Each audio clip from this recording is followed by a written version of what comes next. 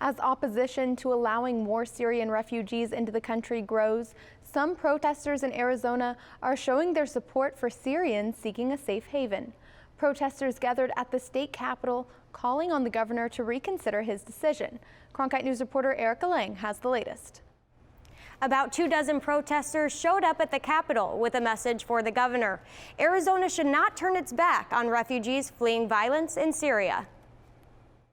Ducey, we reject your racism! About 24 human rights activists gathered outside the Capitol.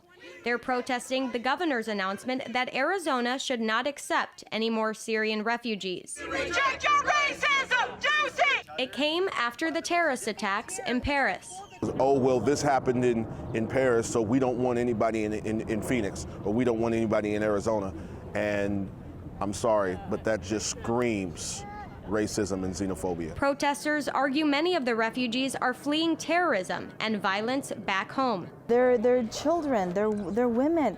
You see images of babies floating up onto the ocean, onto the beaches, and those are the people that are fleeing. Now, it's not clear whether the governor's decision will make any real difference, because it's ultimately the federal government that decides who gains refugee status and where they resettle in the United States.